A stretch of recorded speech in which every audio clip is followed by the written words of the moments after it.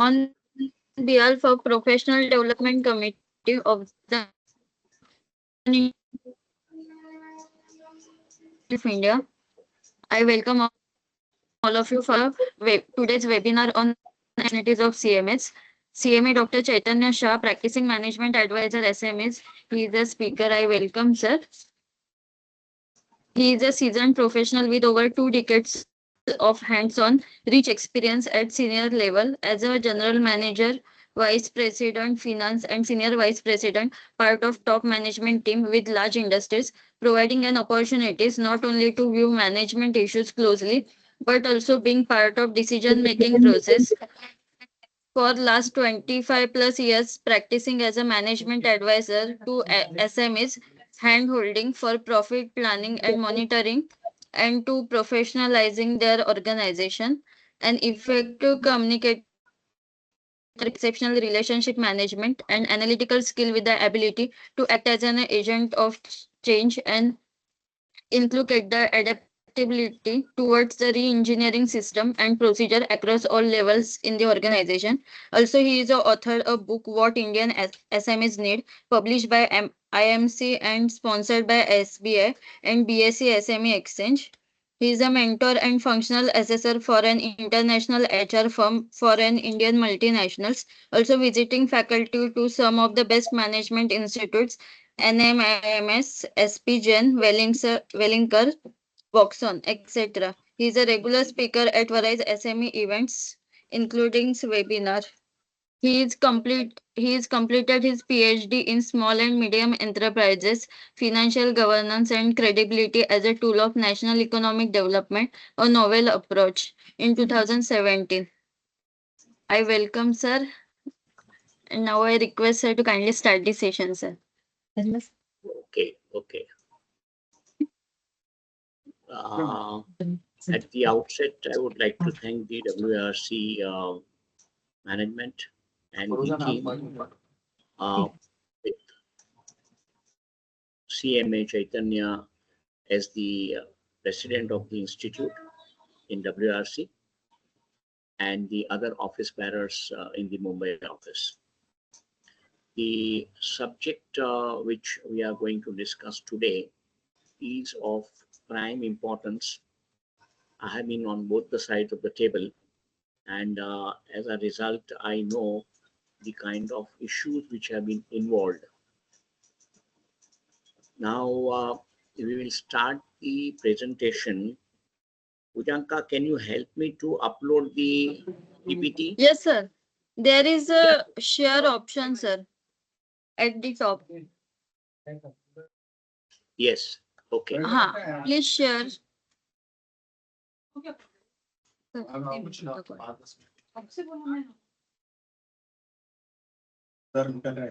minute.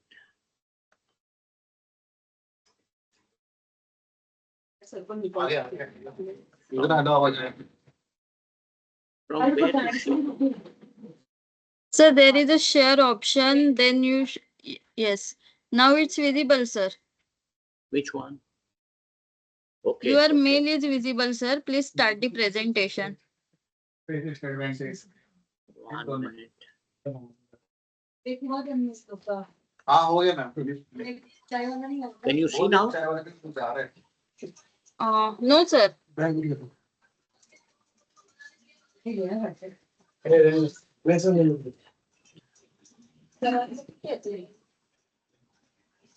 How do I go to this? I have placed on share. Then say share screen. Please click on screen. Okay. Then share, a tab to share. Then start your presentation, sir. Can you see it now? No, sir.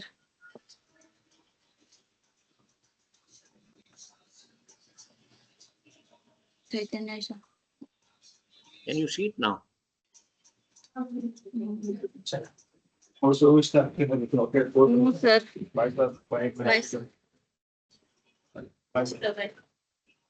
So there is a share option, then click on screen button.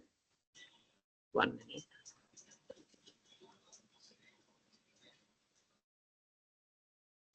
Yes, share I have pressed. हाँ. Then entire screen is there. हाँ, then click on screen, sir. Yes. हाँ. Can Then you you see it now? No, sir, still not. Can you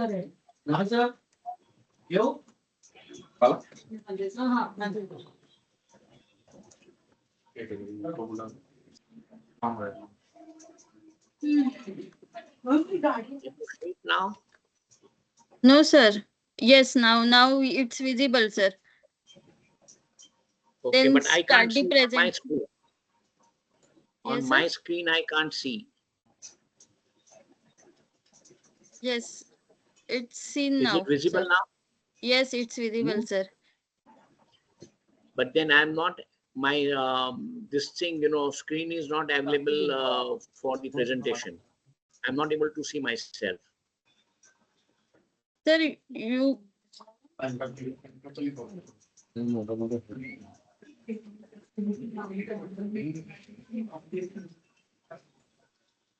Okay. Is it visible now? yes, sir. Your presentation is visible, sir. Okay, so what I will do is I will give the presentation and I won't be visible. I think you can't see me on the screen. Yes, sir. I visible, sir. It's visible, sir. Okay. Okay, friends, thanks for participating in the webinar. As the title goes, opportunities in MSMEs for chartered account for cost and management accountants. The title which I have preferred is Ideas to Execution, Entrepreneurs Insight. There are two parties. One is the entrepreneurs who are running the MSMEs, and the second one is the service providers, what we are going to do as cost and management accountant. I'm starting the presentation. First, I would just give you an overview of the Indian professional ecosystem in this regard, which is basically for accounting, finance, compliances, and the overall governance. The three institutes, Institute of Chartered Accountants, Cost and Management Accountants, and the company secretaries are primarily driving the entire ecosystem which the Indian economy is having. Now, what has happened in recent years, after in 2006, the MSME Act was passed, slowly and gradually after 2014 to 2024, MSMEs have become a game changer. They are playing a huge role, and in this process, there are certain things which need to be addressed, and we as professionals, cost and management accountant, also have a great role to play, and also many opportunities which we will see during the presentation.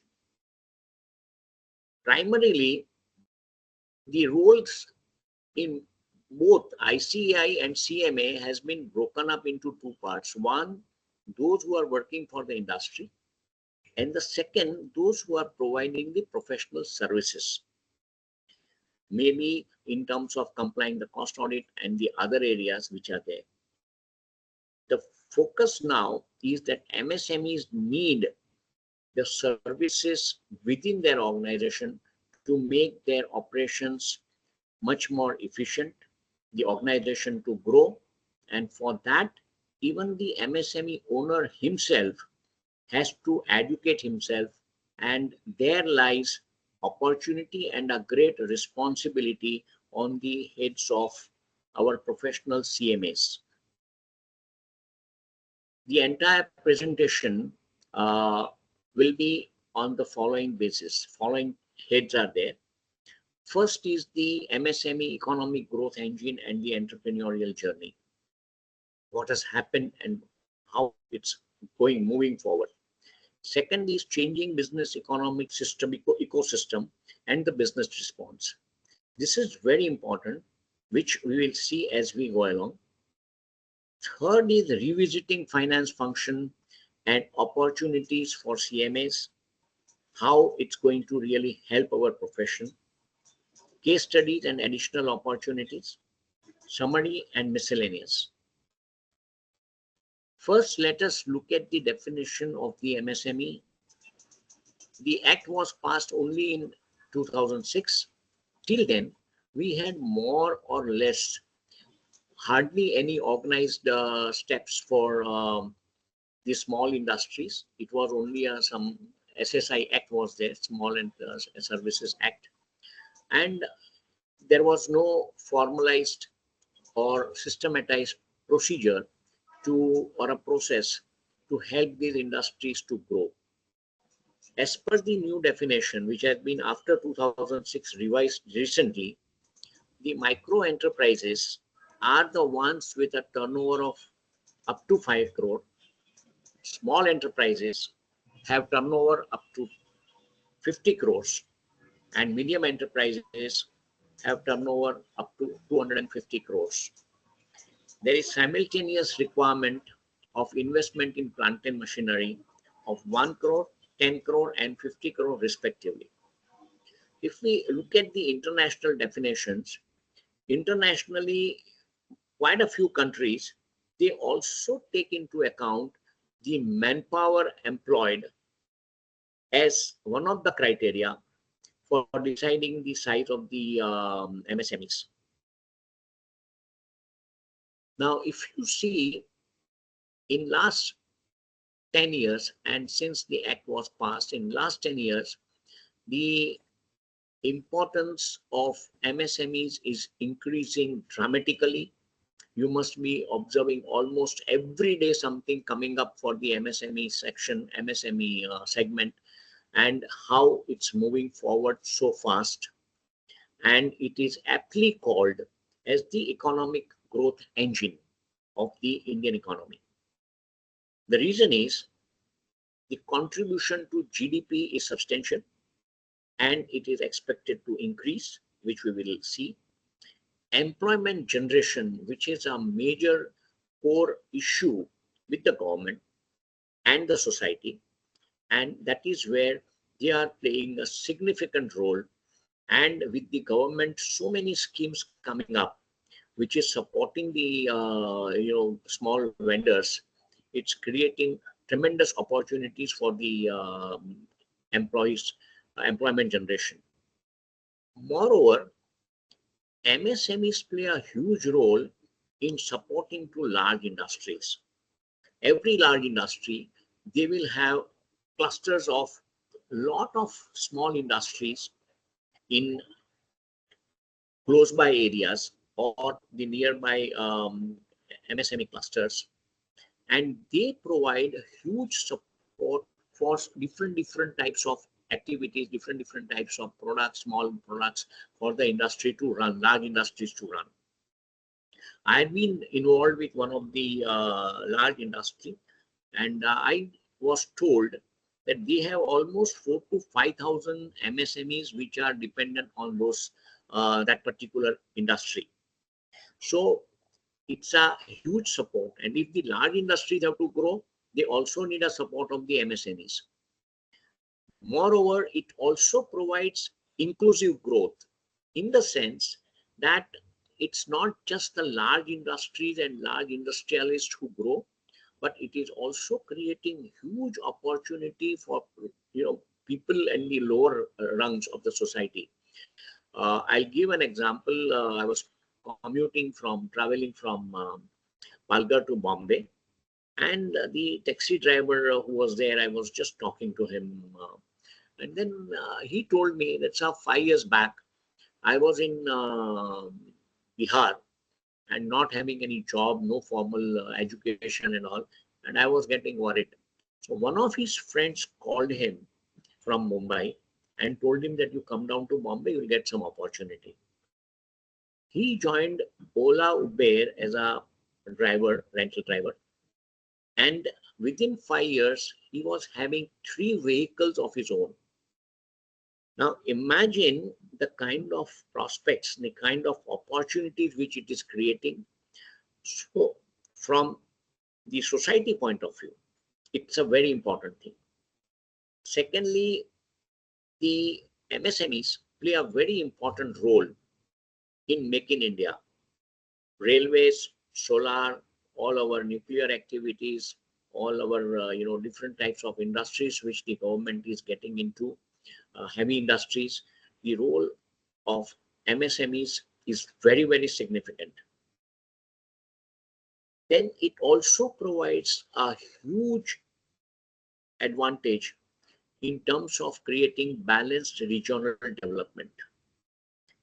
For example, Northeast India, which till recently had hardly anything, they are now swimming with activities, with a lot of industries coming up. They also get into large industrial sector, and it helps in terms of development of the entire region and the people who are living in those areas. Percentage wise, MSMEs contribute to manufacturing almost 45%, in exports about 40%, and in employment about 69%. The way Indian economy is growing, we are planning to touch $10 trillion economy by 2030, and also moving from 10 to, we have already moved to 5 in the World Economic Forum, World Economic Stage. Now we plan to go from 5 to number 3. And for this, the MSME's expectations are huge. Their share in GDP is expected to grow from 30 to 40%, share in exports from 48 to 60%, and jobs in MSMEs is expected to increase from 11 crores to 18 crores. It's very rapidly growing. That's what the newspapers report every month, time and again they keep on mentioning. Even in terms at the international stage, the number of startups which were only 400 in 2014 are now 7,000 in 2022. Even in terms of unicorns, India is ranking number 3 as of today, and it is creating fantastic opportunities all around. Now, MSMEs and startups, they are really becoming a growth engine for the Indian economy, and as a result, the scope is phenomenal for them as well as for us who are into the professional services as cost and management accountants. It's a huge opportunities, as you will see in the coming slides. I will not, considering the time limitation, I will not go much into the detail of these numbers, but the simple number is there are about 6.5 crore MSME units in the country, of which 99% are in micro stage. That means they have a turnover of less than 5 crores. And another very significant number is that 32% of the total MSME units, they don't survive beyond 3 years. This is where huge opportunities, if the micros have to move to small scale and to the medium scale, there is a huge requirement of professional services. They need a lot of hand holding, they need a lot of inputs, and this is where the CMAs can have a huge scope in terms of increasing their practice. Very briefly, I will touch upon what is the difference between startup and an SME. Startups are typically new ideas which disrupt the way the things have been happening earlier, And MSMEs are to generate profits. They just get into the normal routine manufacturing operation or other services, or maybe trading. But startups have a huge new idea, which I'll give you examples. Business range is unlimited for startups. For MSMEs, generally it is limited in the traditional areas. Startups have a vision to, as I mentioned, disrupt the existing norms. Say, for example, OYO, the way traveling business, hotel booking, etc., was being done, OYO changes fundamentally. Uber and Ola, they changed the way the local traveling systems were operating through taxi services and all that. One may remember Meru, the way it was happening, we had to book and all. Today, it's a different scenario. Swiggy is another case where the entire way the deliveries are being done for different products at home. Urban Ladder, an example where instead of going and shopping for your products uh, in a shop, you can order at home and you will get it available at your place. Profits is something which is very important for any business. MSMEs focus on generating profit from day one, whereas startups takes much longer. Funding is another issue where they have a different mode of funding, basically through investors and IPOs. 32% MSMEs, as I mentioned earlier, don't survive beyond 3 years, whereas in startups, because of high risk areas, it just survives. 8% survive in the same period. 92% basically don't survive or go beyond that time. Now, I would give an example, of what is an entrepreneurial journey. As we saw, the MSME has to go through micro, small, and medium enterprise route in its journey, and as a result, they also have an issue of skill set. This I will explain through an example. Let us take two examples. One is of schooling, children have to go through, and the other one is that of a cricketer. Now, if you look at when a child starts going to the school, they start with KG, then they go to primary, then they go to secondary, then they take a graduation. And some people go for post-graduation and even doctorate and PhD. Now, if you see the skill level requirement for primary, the number of subjects which they are taught, the level at which they are being taught, in primary, secondary, graduation changes dramatically. And this is what the difference is. Similarly, when an entrepreneur is moving from the stage of idea to micro, then to small scale, and then to the medium scale, the skill sets which are required are of totally different nature. And that is what is the focus for our this particular webinar, where we will see that as a result, what kind of opportunities are there for us. This is what I have provided visually through a map. You can just have a look at it, that how the growth journey, if you see the idea validation stage right up to the last scale, when the turnover is increasing from 5 crore to 250 crores, just the skill level also has to get upgraded. And this is the biggest challenge which the MSMEs and the entrepreneurs and their owners are facing today. And this is what we will be focusing, how and why and what way we can support them. Normally, when an entrepreneur is setting up a business, he is not really interested in doing a day-to-day work. He is interested in creating the way company is going to operate in future. And in this regard, entrepreneur is an inventor. He or she loves to invent, but does not love to manufacture or sell or distribute what he or she is inventing. So what they do is, They conceptualize, get it implemented, and then slowly over a period of time get it operationalized. The thing which has to be done by an entrepreneur to run his organization successfully and to grow it.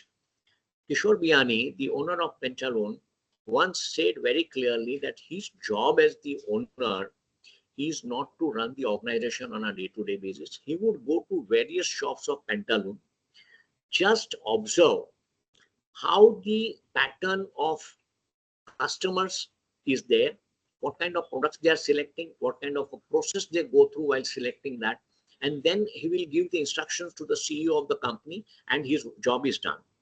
So this is what the entrepreneur has to learn, and we have to help them in doing so. The next is the very important part, changing business ecosystem and the business response. Last 10 years in particular, and last 2.5 decades, things have undergone massive changes, which is forcing the entrepreneurs to change their way of doing the business. Otherwise, they'll keep on facing the problem. How the basic change has taken place. If you recall, earlier we used to call it as a license Raj, means the supply was curtailed. You can recall that in maybe 2-3 decades back, we had only ambassadors and Fiats as the cars available in the Indian market. Of late, if you see, there are maybe more than 400 or 500 different models which are available. That's the power of global competition and how the system has changed. The same thing is true in respect of almost every product for our consumption, which we are using. Now, how does it affect the business, MSMEs in particular? Profit, if we know, and we as cost and management accountant understand it very well, profit, if you see, is a function of selling price minus cost. Now, suppose if your profit is 10 rupees, which is 20 rupees selling price minus 10 rupees cost. And in the old system, if you wanted to increase it to 15 rupees, you will simply increase the selling price by 5 rupees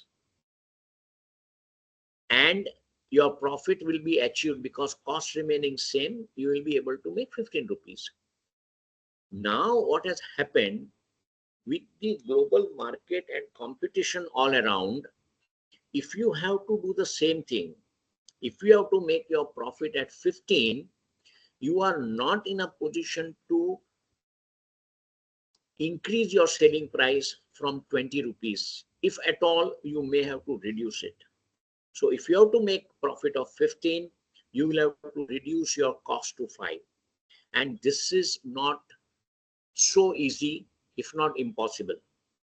And this is where the whole business ecosystem has created tremendous pressure on every industry, and particularly so in MSME sector. Now, because of this, competition, complexities, and uncertainties have increased all around. Today, you see whether you need to finalize your accounts, whether you need to finalize some vendors, you want to finalize your software. There is so many complexities. These are also equally large. You don't know when which law will change, when the market preferences will change, when the new products will enter the market. Just understand, the artificial intelligence, how it has made the impact in the entire scenario. Business scenario has changed dramatically. Second part of the change in the business ecosystem is with respect to the governance model. Earlier, there were so many lacunas and the system was so horrible. Now, it started with the process of demonetization, black money curtailment, then GST, which has impacted both direct and indirect taxes, and it has brought so much of transparency into the system that it is very difficult for anybody to play around with their books of accounts if they want to take the benefit of GST. Then faceless assessments, automation, nobody needs to give to the department. Besides, as of now, people may not be much aware, but the department has so much of data available with them that they can dig any assessment and go to the root cause where the numbers have changed, or the where the numbers have not been officially and properly given in the assessment or in the returns that they have filed. Tighter norms of compliances, digitization and data mining. This overall has increased transparency and governance. And any business which wants to survive on a long-term basis, which wants to build the business and make profits, they have to ensure that the transparency and governance is complied with. Otherwise, they may not be able to survive beyond that. Just for an example for you people, in 4th or 5th July, recently, the newspaper reported that Paytm, which has huge issues, mainly because of the same reasons what I'm going to discuss. The problem is that their business viability is under question. That is what the auditors have taken the objection. Now, if you see, what is the business objective? When anybody is setting up a business, what is the basic objective with which he's setting up the business? His basic objective is to creating a long-term sustainable business, which will last for maybe his own lifetime, his children, maybe 2-3 generations. And that is what things have been happening. People have done that way. If you see Reliance, if you see Infosys, if you see some multinational organizations, Tatas, they have gone through maybe 30, 40, 50, and maybe 100 years like Tatas. So if you have to do this, then what do? What is the basic fundamental requirement, which the MSMEs also need to understand? And we are the vehicle through which they will be made to understand. First is optimum utilization of resources. And I think that our own syllabus, the way we are taught in cost and management accounting, we are the best people to help them in this regard, how to optimally utilize the resources of any unit. Second is fair distribution to the stakeholders. Whosoever is interested in our business, whether he's a financer, whether he's a lender, whether he's a supplier, whether he's my customer, whether he's an employee, or whether it is public at large, all these people must get their due share out of the business entity, and it should be fair distribution to stakeholders, which is primarily required, and everybody is looking at that kind of a thing today. Third is compliances of the law of the land, which we saw in the public previous slide, that the compliances of law, governance is very important. So both the things, performance plus credibility, which will speak volumes about the value system of the business owners or the business entity at large, which will provide good governance.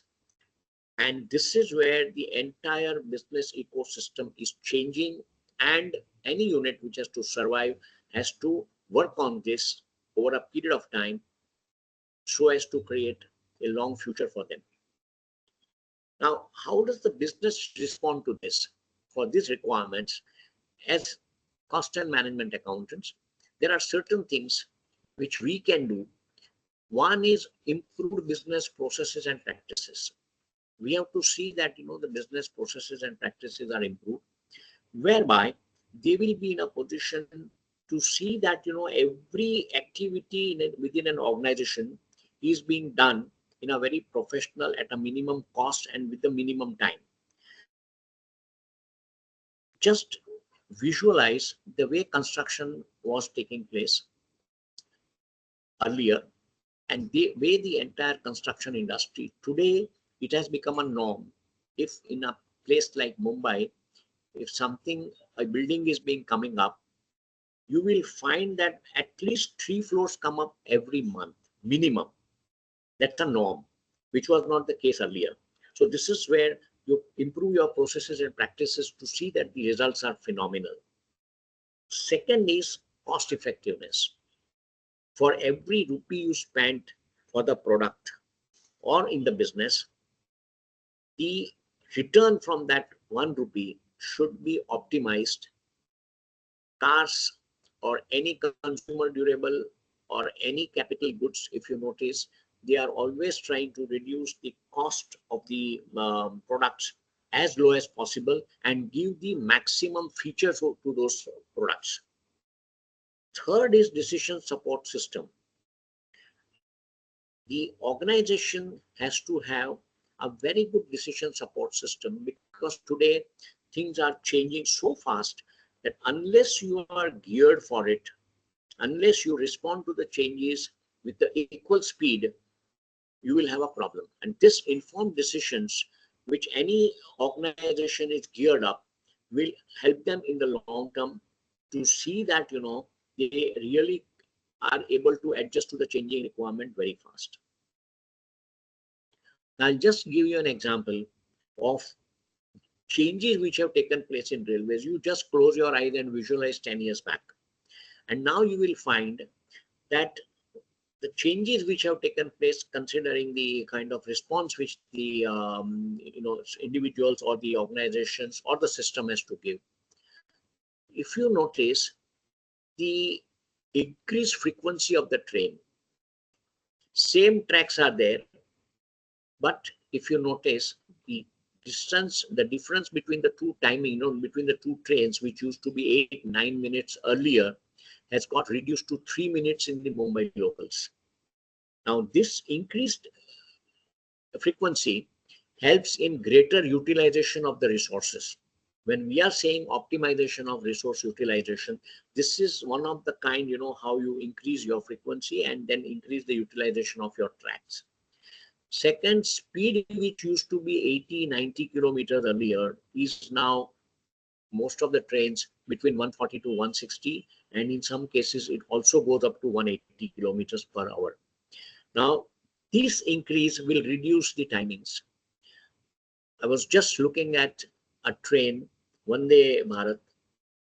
It comes from Ahmedabad to Bombay in just 5 hours, which earlier used to take nothing less than 9 to 10 hours. Now, reduction in almost 50% of the time.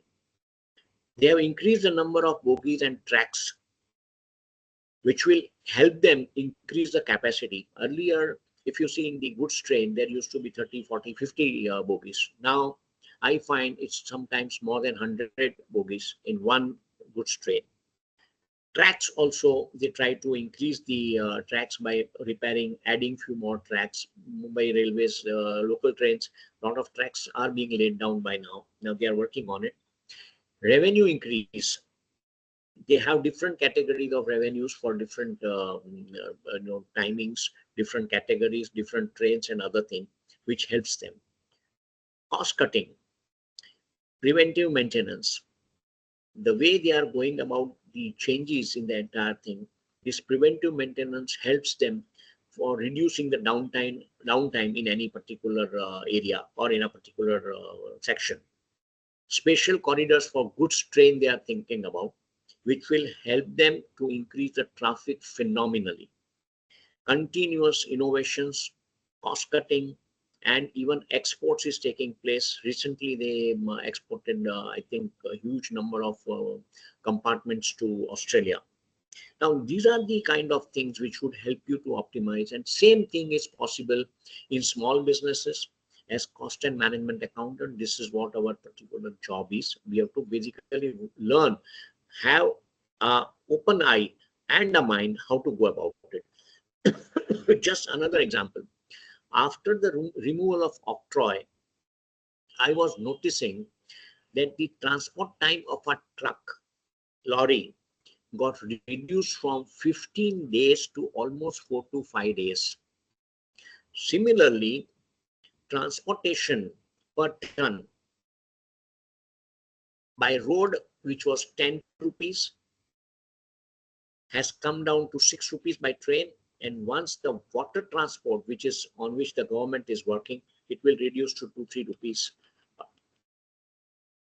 Hence, we need to focus, and that is where the opportunities are lying. MSMEs don't plan to fail, but fail to plan.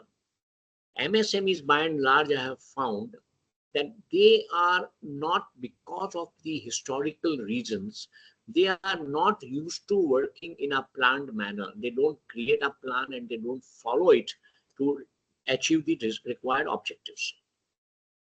Now, the advantage of financial management, let us understand. What happens in any business, there are different functions which are there. Research and development, design of products, services, processes, procurement and production, marketing, distribution, customer service, and other services.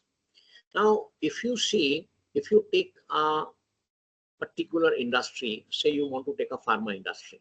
Now, pharma industry will have all these functions in different ways. If you go to our textile industry, this may totally change. But the advantage is in financial management, numbers remain numbers. And that is where we have an advantage. We can really focus and concentrate on these areas and try to increase the value of these functions.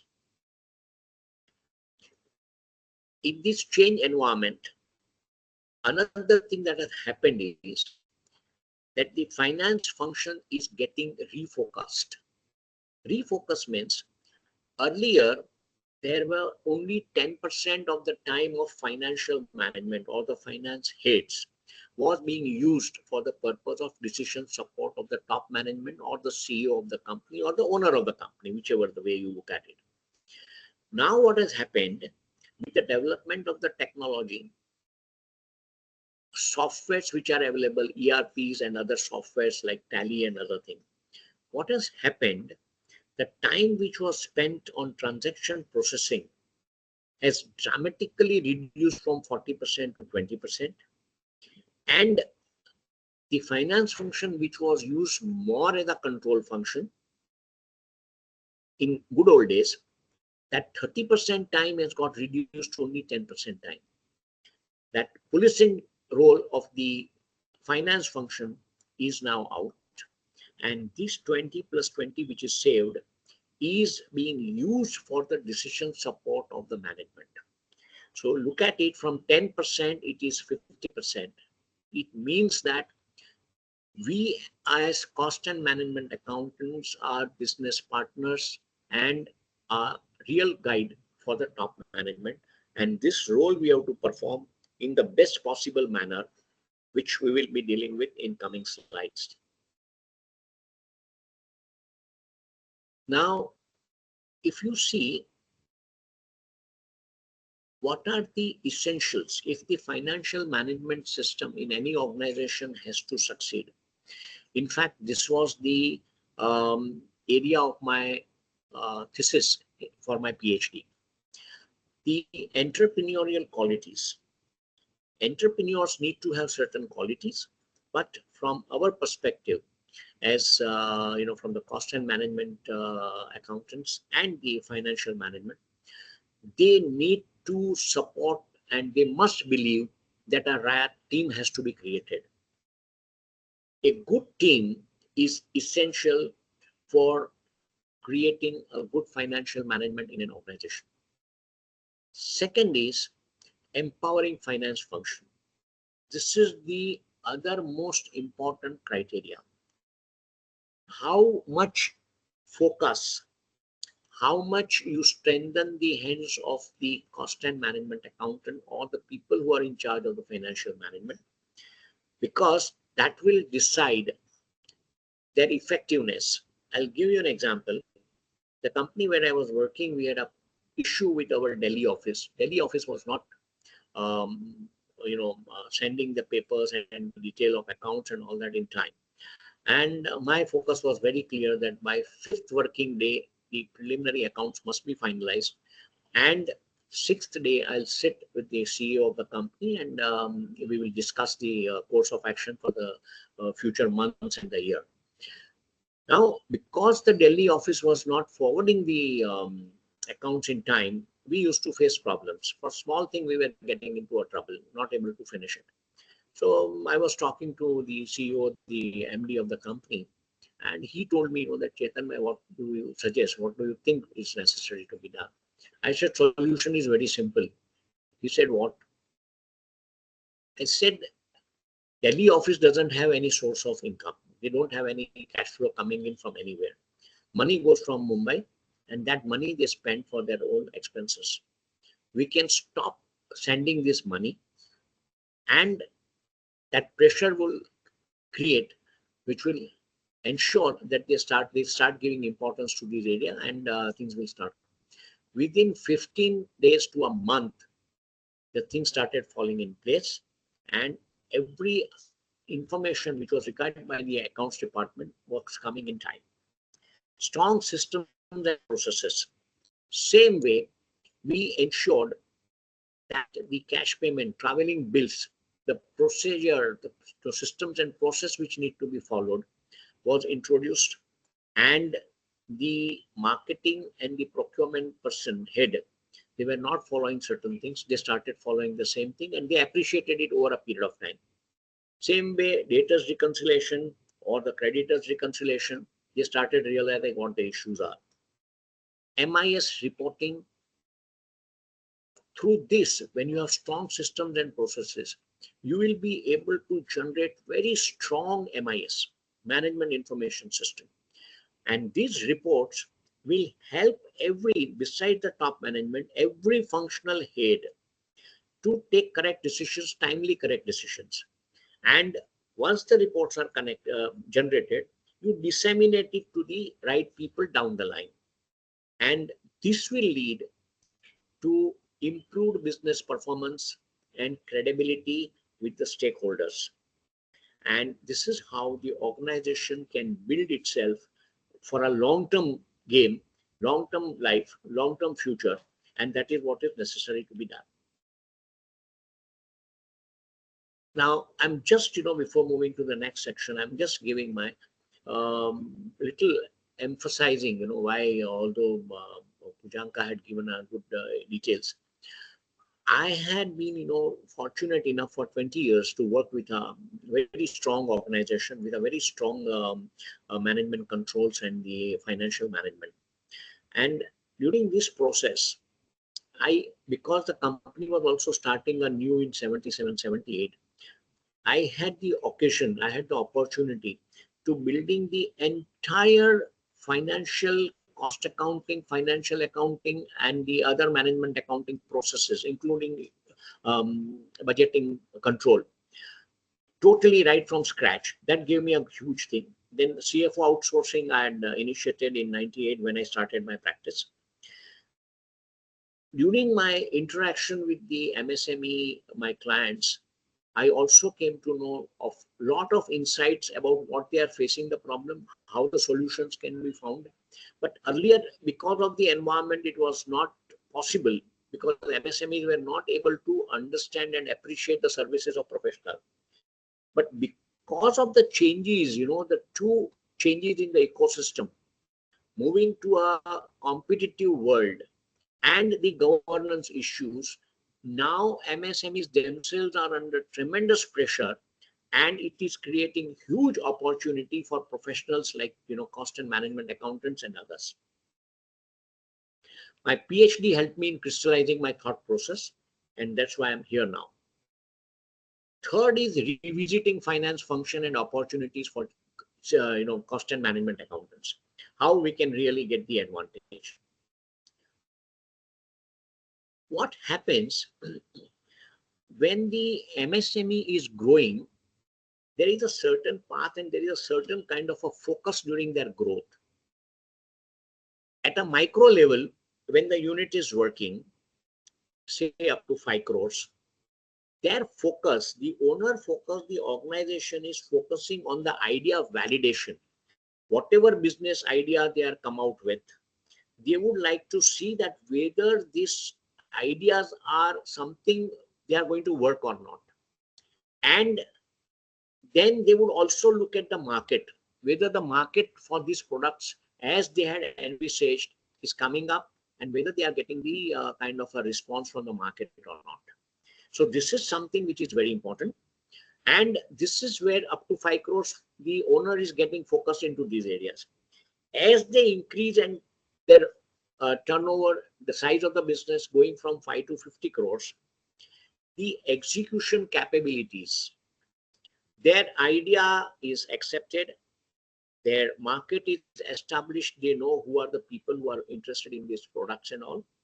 And that is how, when they go to the next stage for growth of the business, 5 crore to 50 crore, they have to see that the execution capabilities are properly developed.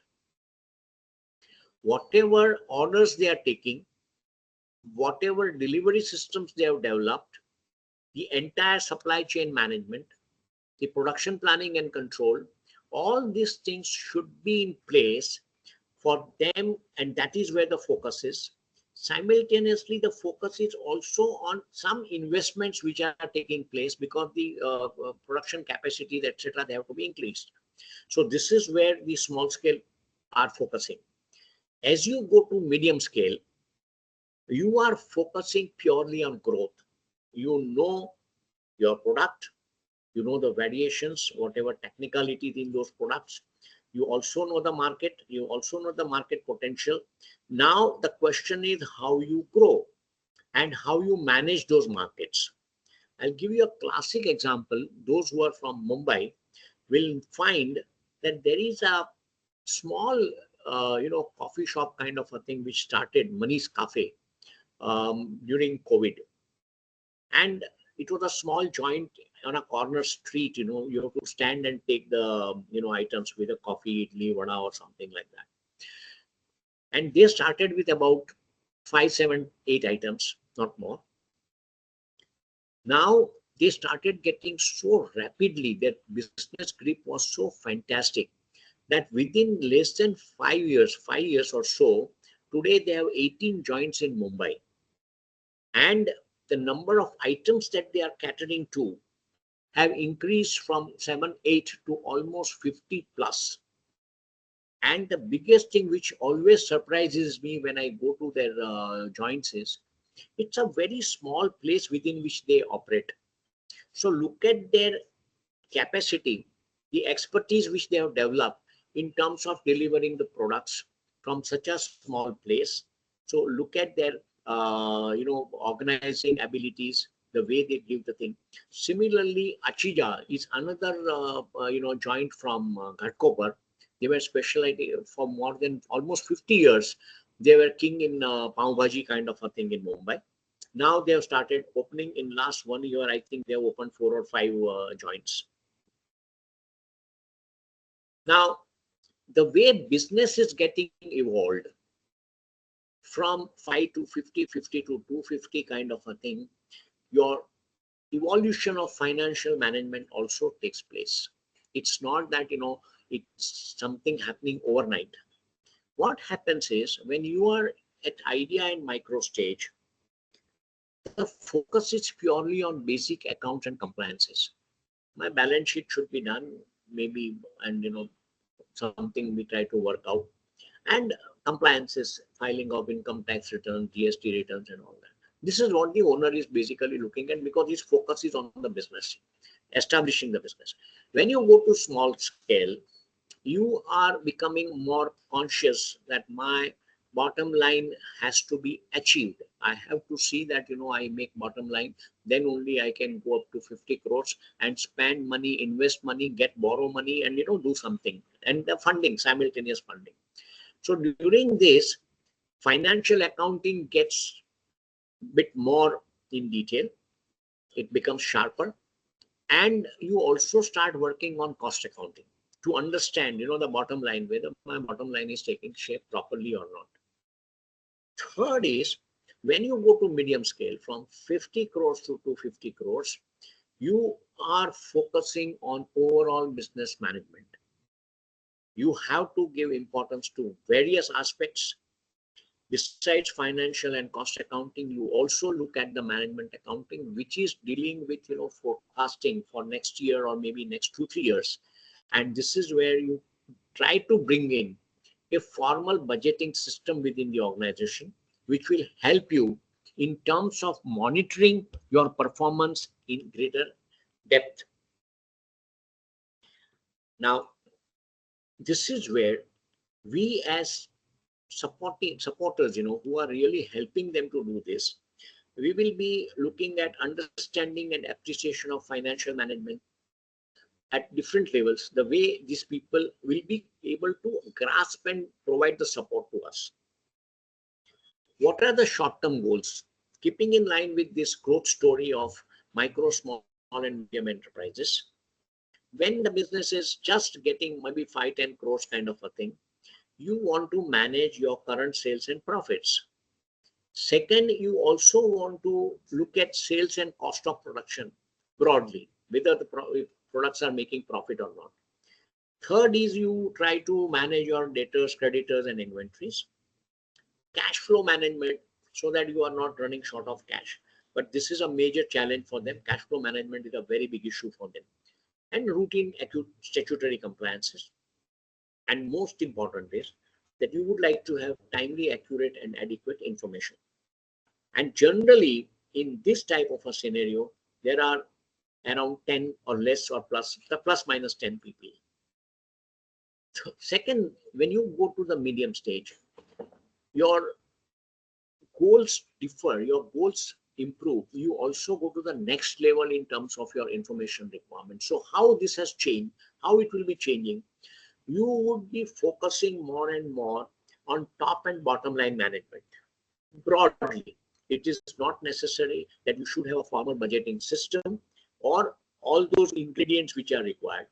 But because of the owner's understanding, with the help of cost and management accountant or the finance team, they will be in a position to broadly look at, or work out the numbers that this should be my growth in the sales, this should be the growth in profit. So you are just working on top and bottom line management. Second is designing and implementation of annual budgets. Third is performance review integrated MIS. You start reviewing every month, every quarter, depending on, what's the availability of information. Decisions on product mix and capacity planning, whether your plants or the production capacities are being monitored, and are you in a position to utilize it fully or not. If need be, change the product mix or increasing their bottom line and meet the market requirements. Cash flow planning and working capital management. This becomes very important as you start growing. Monitoring of capital expenditure and asset management. Tax planning and administration. Long term, as you grow beyond this, further to 50 crores, go to 100 crores kind of a thing, you start reviewing your current business activities, whether they are keeping in line with the changing demand pattern, changing market pattern, and whether they need to change anything. One of the, again, classic example is the way the construction industry is adapting to the changing environment. Earlier, we used to have a very typical kind of buildings. Now, people want gated community, large buildings, large facilities. They want a lot of recreation facilities. So you have to keep in line with this particular thing, with the Indian standard, international standards. Cars, if you see, that's the same thing. Mobile, every product, this kind of things are happening. Exploring new lines of activities. The ecosystem is changing. You need to keep on changing the way you are going to respond to the new lines of activities. Financial structuring, whether you have created a right kind of a financial structure, whether you need to borrow, whether you need to inject more capital, whether you need to maybe come out with an IPO or something, whether you need to inject funds from any other sources, so that your funding requirement for the growth is not hampered. At the same time, your business controls are maintained with you, and those kind of things which are connected with the financial structuring, they need to be addressed. You also have to make, at this stage, this is a separate topic by itself, business and personal finance. one has to ensure, particularly in small businesses up to 50 crores or maybe 100 crores, that the proper personal capital of the owners is built properly besides the business capital. Because as they go towards retirement, I have seen issues cropping up in all different kinds of situations. Then strategic cost management. Because the business has to survive on a long-term basis, you have to look at how the costs are to be managed. What are the ingredients? Are there any new materials availability in the market, and whether you need to change, replace, how the cost can be curtailed so that your profit margins are not under pressure. And last but not the least is business risk management. Managing your business risk from different foreseeable various angles, whether it is related to the market, whether it is related to the supplies, if it's an import kind of a thing, whether imports are going to get affected, whether manpower industry, you have any problem, whether in terms of finance, overheads, all those things you have to basically look, because your employee strength normally at this stage would have increased from 550 to 500. Now, what is the advantage for CMAs? As cost and management accountant, we have certain advantages. First, we have very long association with our clients most of the time. We have been there for maybe 5 years, 10 years kind of a thing. And this gives us a tremendous advantage in terms of understanding their business requirement and have a very ease of talking to them. Second is, because of first, we also enjoy their trust and confidence in a big way. They try to confide in us, and they also feel that this man is there, he will be able to give me the right advice. Business and owner understanding. The CMA who is working with these clients for a long time, he also knows the business of the client, and he also understands the owner's psychology, the way he works, the kind of mindset he has got. So it becomes much easier for him than any outsider to work with them. Knowledge and skills. Basically, we all have this knowledge about the entire financial management system. Only thing is that for certain reasons, we have been focusing only on certain areas, which we need to basically see that we go and further work on it. Now, opportunities for CMAs are, I'm categorizing into two categories. One is the CFO services, or broadly, Chief Finance Officer is a very advanced modern term, but something related to the same kind of services where the entire finance function, which as mentioned in one of the earlier slide, is the fulcrum around which the entire organization activities are taking place. So this is where we have to focus and see that the MSMEs who have a huge requirement on this front, we guide the owners of the organization, owners of MSMEs in a proper manner so that their growth is taking place. Simultaneously, it can also create phenomenal opportunities for our profession. And second is CFO related services. In coming slides, we will deal with some of these things in greater detail. Now, along with this, CFO outsourcing and virtual CFO concept also is getting developed. People do offer services on this basis. In fact, I did the pioneering effort in when I started my practice in 1998, and my interview was carried on Business Standard in 98 or something. So it's a huge possibility, huge opportunity, and we also deliver huge services to the required, MSME's requirement. Now, over a period of time, what has happened, the way the economy has evolved, the way the entire industry has evolved, the role of finance has also changed from that of accountant. He was purely accountant. What the boss says, what the state says, you just do it as a metaji. That was the role which the accountants used to play earlier. Then it got changed to controller, because the owner he was trying to control and monitor the financial transactions through the finance and various activities within the organization purely from the finance angle through the controller. And that is why the there were different types of nomenclatures which came up, that it's a watchdog, but it's a bloodhound kind of a thing.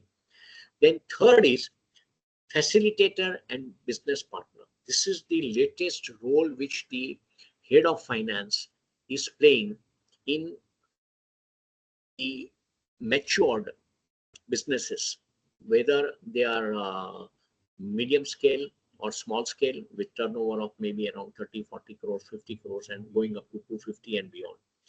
There, they are business advisors to the thing, which the role which we will be seeing in our, further slides. Now, what is happening if you see as a role as a business advisor, business partner, then the financial management role at different levels, if you look at it as a pyramid, this is my favorite chart which I generally try to discuss. Financial management at the highest level, the topmost strategic management, is where the owner is involved. Now this, whether we call it as a strategic management or at a higher end of the financial management, which deals with the 3 or 5 years of business planning of the owner, and the head of the finance function has to integrate their own planning. Financial planning has to integrate with the business planning of 3 to 5 years. And this is what is most important, because unless the financial planning is integrated with the business planning, both will go in different directions. And this is what, to the best of my knowledge, my understanding, is happening in startups. Their focus is only on the business growth. Financial planning is problem. Byju's is a classic example what is happening there. Similarly in Paytm, and there are many more such startups, this is a fundamental problem.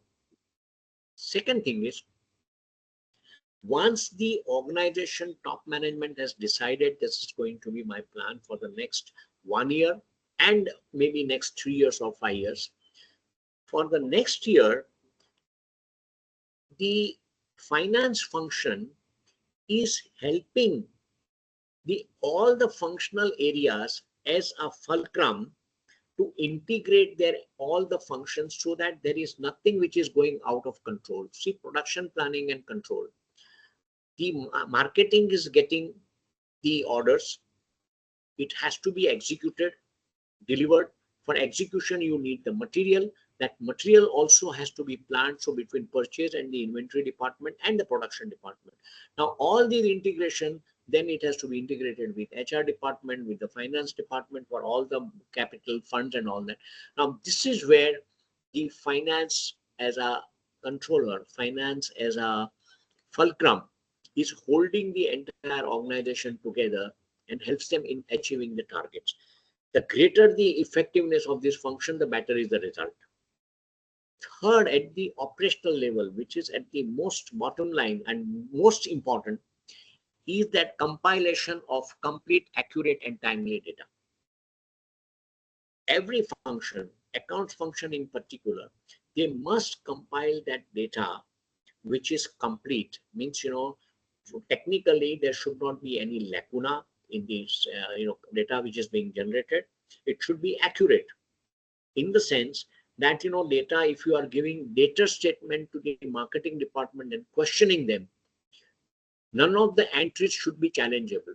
You must be in a position to stand by every number which you have done. And timely data. Now, if you are talking of the data statement with the sales department, it has to be generated by the 3rd or the 5th day of the next month. Then only it becomes relevant for the next month for their follow-up action. If you give this data statement maybe after 1 or 2 months, it has no value. That is what is the thing which is being emphasized here. Workflow, what happens? At the highest level, they make annual budgets, working capital, key ratios, and they are again getting integrated with the business plan or the corporate plan for 3 years or 5 years. Now, even in MSMEs, small and medium enterprises, it is important that they make some broad guidelines, some broad numbers to this effect. They should not be going without it. Today, I have seen during my 25 years of practice in this, that they are very, very poor in this.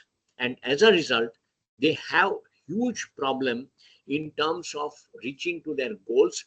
They keep on getting into the same circle, 25 crore, 50 crore, uske beech mein they'll keep on circling within that. So this is becoming very important.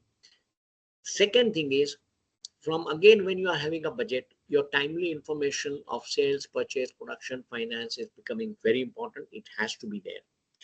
And collection of data recording processes. Your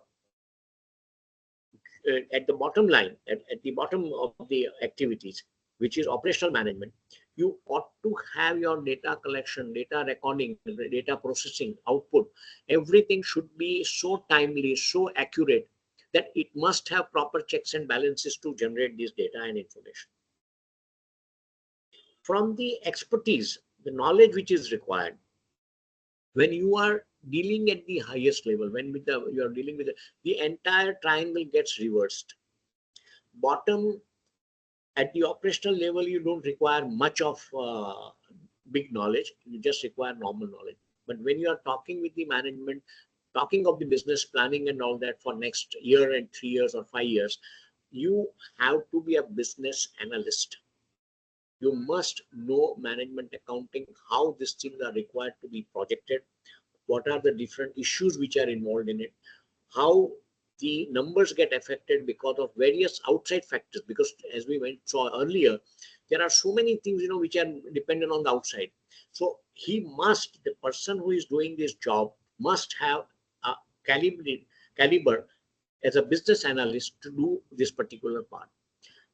Second process, when you are doing annual budget and coordinating, you must be facilitator.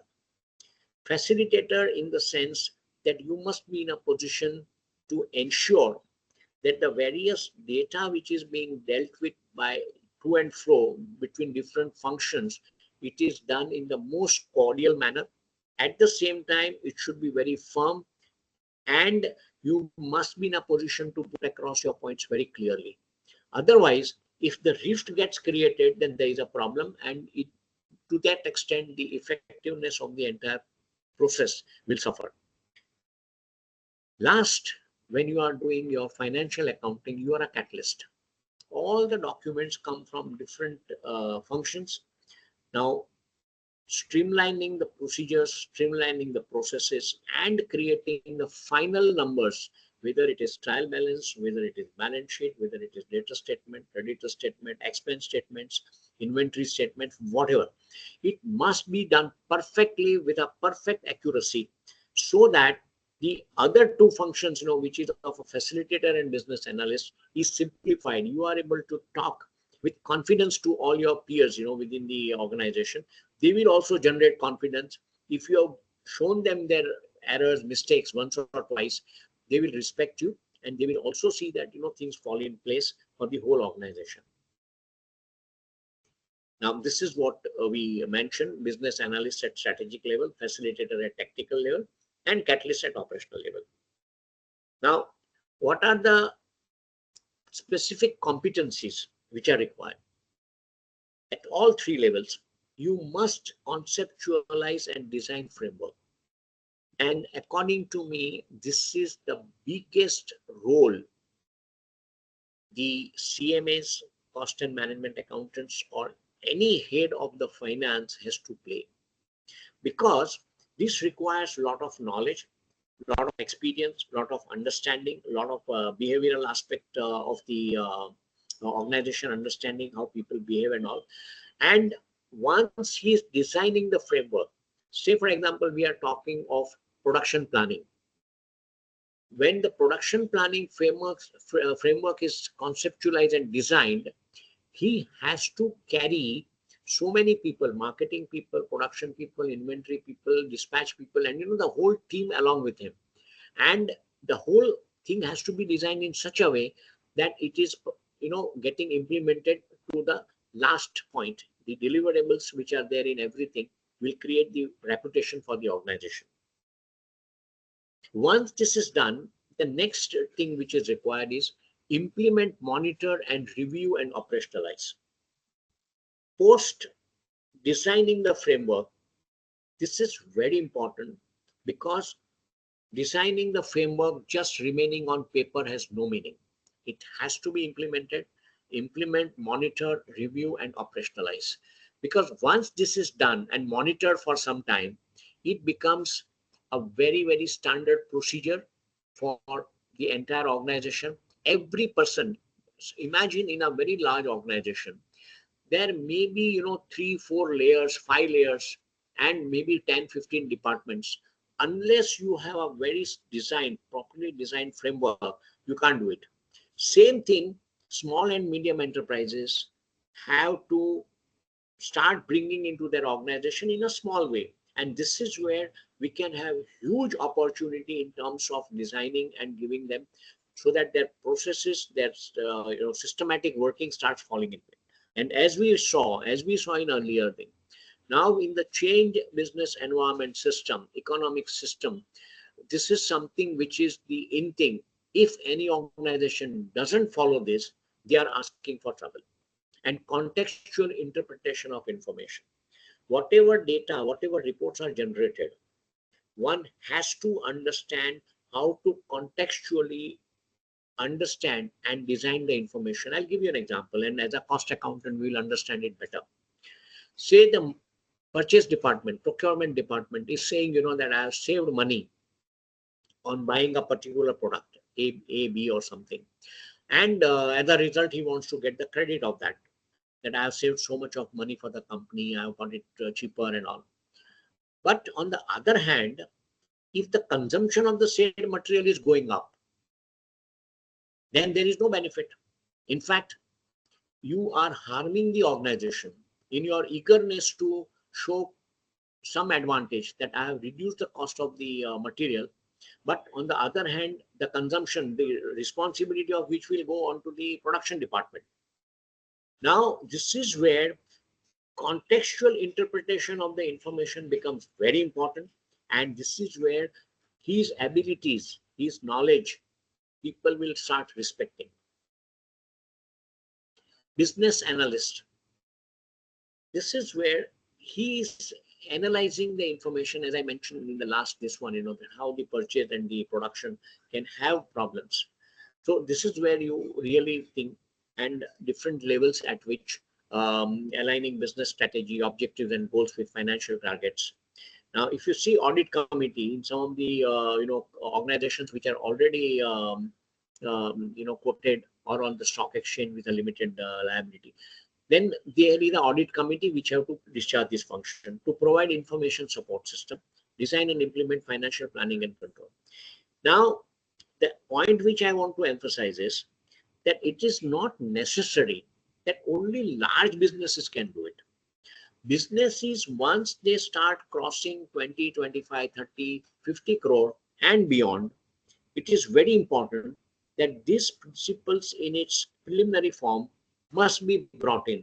And this is where the CMAs have a great opportunity. They can inculcate this kind of a habit, this kind of a mindset with the organization and with the owner.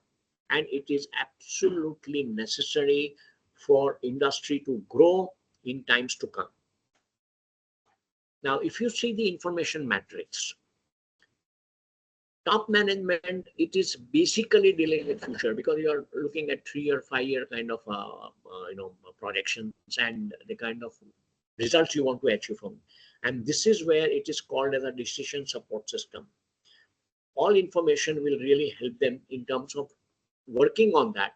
For that, middle management, it is past and current. It is basically to comply with the 1 year targets and 1 year budget and maybe planning for the second year, which is executive information system. Supervisory management, it's all dealing with the current data and current information, which is purely transaction processing system. And this is where accuracy of data and information support will help. business and financial plans. I always compare business and financial plans in all my assignments, including in my large corporate career for 20 years. I always believe that business and financial plans are like a blueprint. If you have to construct a building, you first go to an engineer, architect, and he will make a complete design of the building, which it will look like when it is ready.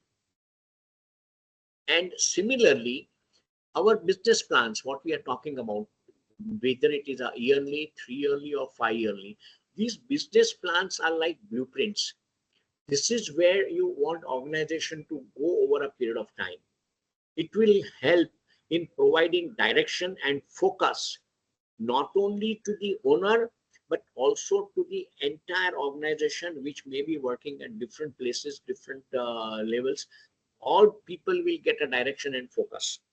Besides, it will also provide a milestone, that whether after 1 month I've done something, 3 months I've reached something, 6 months I've done something. When everybody within the organization is doing it, you are bound to achieve your yearly or 3 yearly target. This I also compare with orchestra and a music director. If you see, in orchestra, in large orchestra, sometimes there are 20-25 people, and when it is being done for film industry, then sometimes there are 200-300 people who are playing different kind of instruments. Now the music director, what he's doing, he doesn't know any of the instrument. His only job is to direct through different signs and this thing, and the music is created. Same way, in any business, the financial and business plans will help to create that kind of a music, which is the success of the business organization accordingly. And that is where planning becomes very, very important. And I always keep on saying, SMEs don't plan to fail, but they fail to plan. This is what we discussed. Now, I'll just give you an example here. If you notice, BJP government, during the first or the second term, to create a proper coordination between the three wings, Army, Navy, and the Air Force, they created a combination of these three. Earlier, all the three had different heads, and they will report to the defense minister. But they realized that if the proper coordination has to be done, you need someone who understands all the three, who understands the nitty-gritty of defense requirement. That is why BJP government created a position of CDS.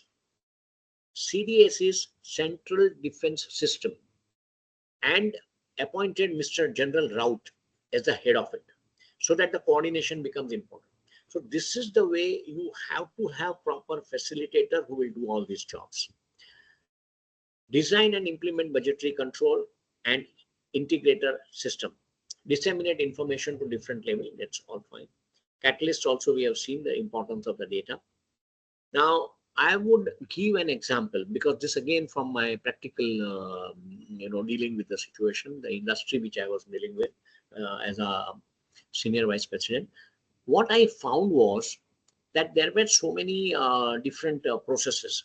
Raw material would come, then there will be mixing which will be taking place, then there will be a process called extrusion, then there will be a process called baking, then there will be a process called pitch impregnation, then there will be graphitization, finishing, and the dispatch of the material. Now, if you see, there are 7 stages. Now, in these 7 stages, one great advantage for engineering is that there is a quality control at every stage. There is a proper quality control at every stage. So the inputs are known for the next stage, and the product the end product is bound to be perfect. Besides, the quality is established at every level. Now, unfortunately, in the accounting function, what happens? Data, which are the vouchers, their classification, entry, basic outputs, statutory compliances, audit, and the reporting.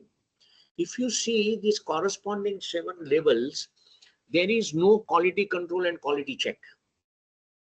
And as a result, we have to be extraordinarily careful in terms of generating the perfect data and information as per the requirement.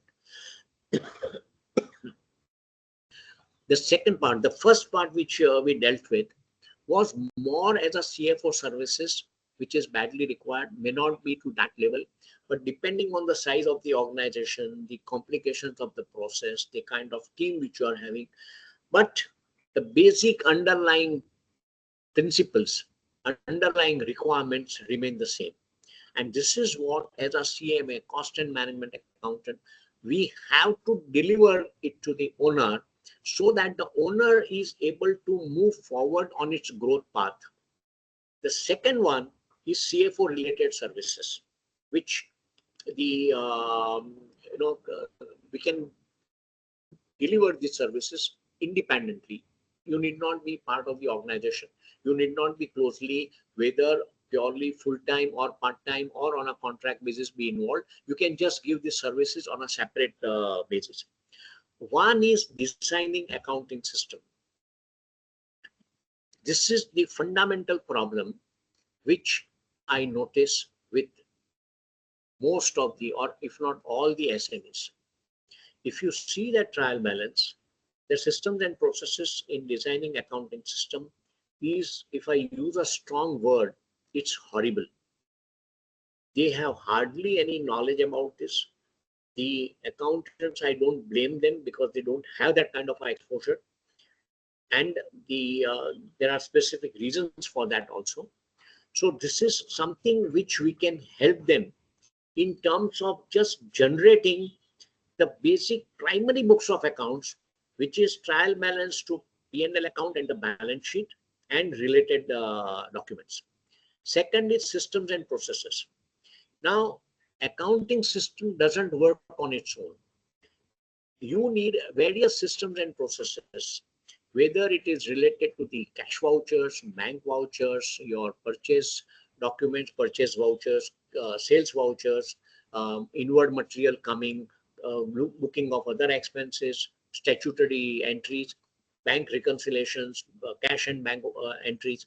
All these, require systems and processes so that each and every entry which is going into the system is perfect.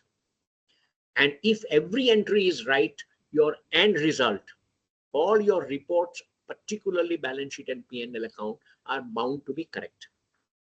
Designing costing system. I think this is where all of you are experts and have very little to say. The designing of cost, I'll just give you an example.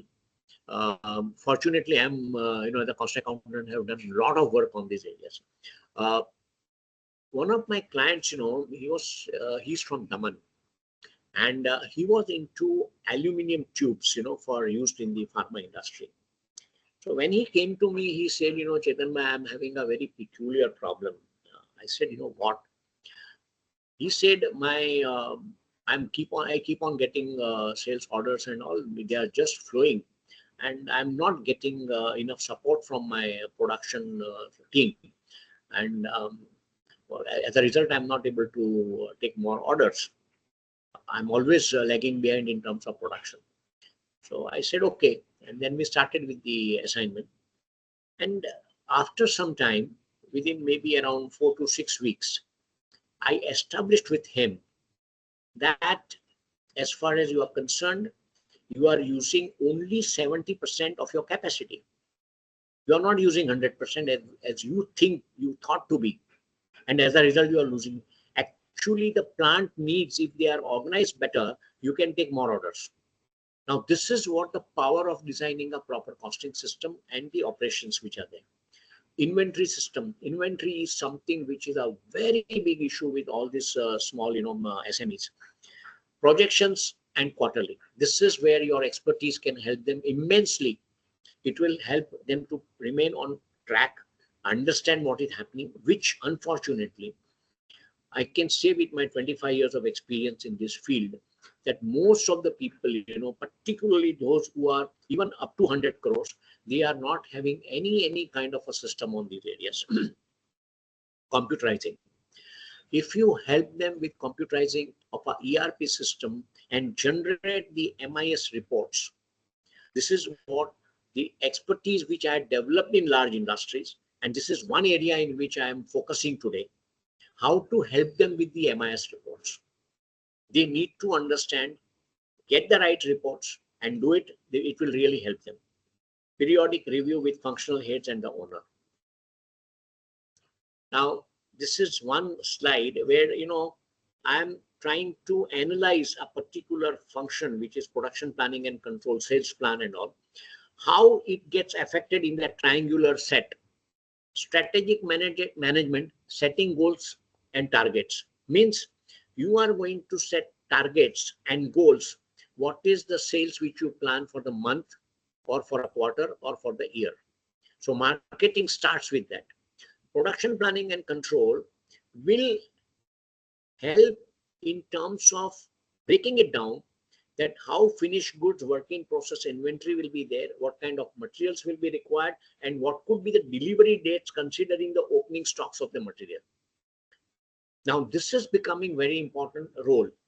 Then based on this, inventory and stores will decide how much material is already lying in the stock, what material is required, what inventories are required, and accordingly what kind of a material we should basically be placing. Purchase department will accordingly place the order based on the inventory requirements. Now, this is additionally getting done into the production as well as in the finance function also. But unfortunately, it's not getting accommodated on this particular slide. So if you see strategic management, setting targets and goals, which is the top part of the triangle. Tactical management, which is the middle part, which is the budgeting part, annual budget, is coordination between functions, which is the precisely what is being shown. And the operations management, in each function, how everybody is supposed to work. That is the thing which is being explained here. Now, this is my most favorite slide, and I call it as a business GPS. Everyone knows how these GPSs are to be used, how the GPS is being used. If you want to go from, say, a particular place in Mumbai, say from my residence, I want to go to Nariman Point, I just put that and it will show me the right track, how I'm supposed to go in the shortest possible time. Same way, business decisions have a GPS. If you have a right MIS, right systems and processes, what will happen? You reach from point A to B in exactly 9 steps. But if your GPS, MIS is not working properly, if your organization is not working properly, you may take 21 steps from reaching from A to B point, and possibly you may not reach also. And similarly, if you are still worst, it may take 33 steps. Now, I would just give you an example. Say if you have to recruit a very top position, say head of marketing or head of procurement or something.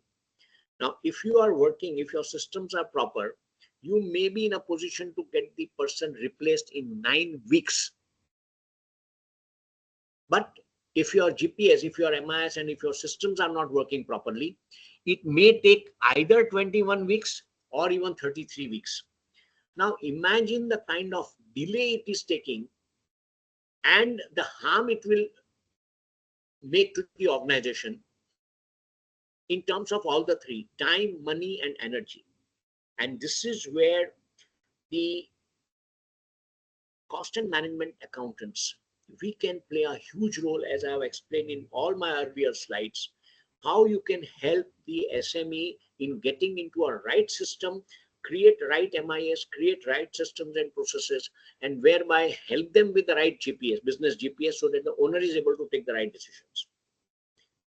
Another thing, most of the organization, most of the business owners, because of their lack of analytical ability, lack of data information, they go by the symptoms. They go by the symptoms in an organization, that these are the reasons, and they start taking action. Whereas the actual cause could be totally different. Now, if a person is not performing well in an organization, it could be because of various reasons. He is not satisfied with the salary. He is not satisfied with his boss. He is not satisfied with the working environment. He is not satisfied with the quality of material which is coming in. Now, unless you are able to analyze the situation, diagnose the situation properly, you cannot take the right decision.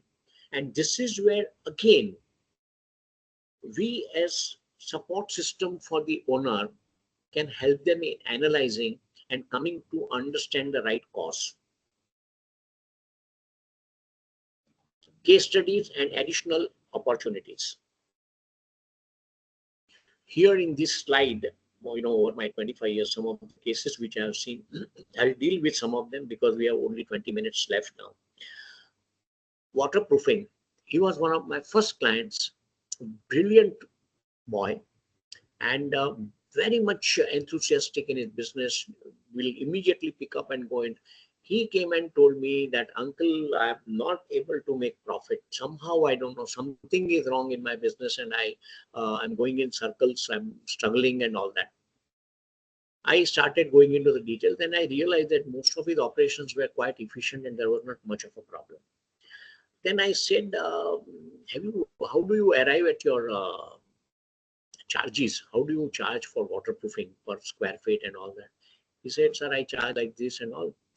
Then I said, have you checked it with the market, how other people are charging and all that?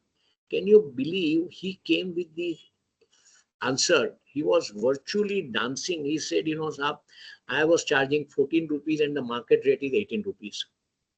Now just imagine, for certain lack in the system, he suffered for quite some time.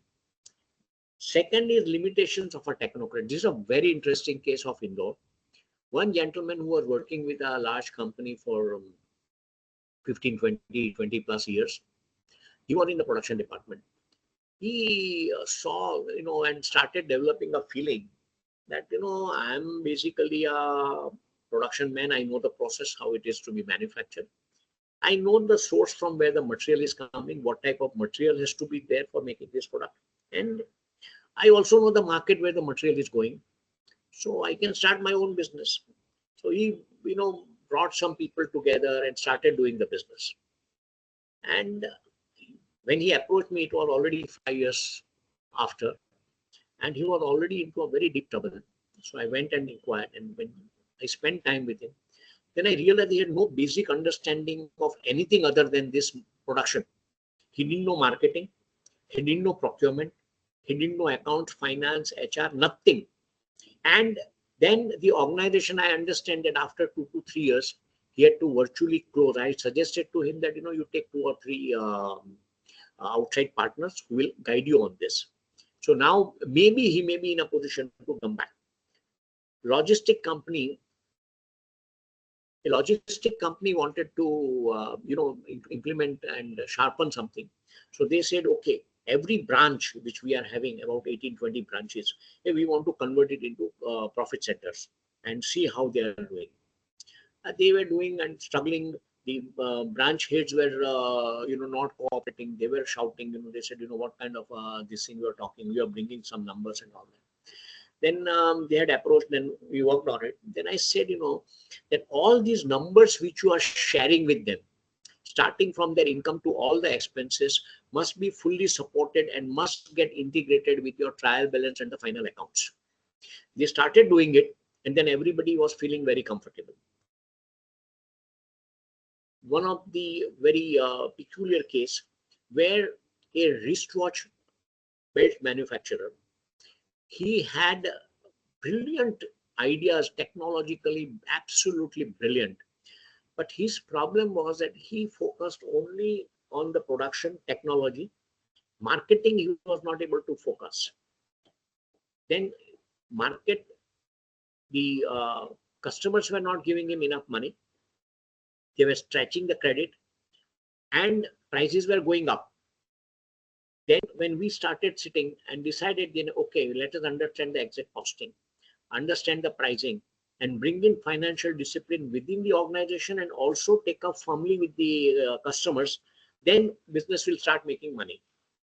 confectionery unit, purely it was optimizing, it was purely product and inventory management. They were making too many products, and these products, because it was not getting uplifted, not getting sold, the it was getting soiled, and after 2 3 years, 2 3 days they had to sell it, throw it away.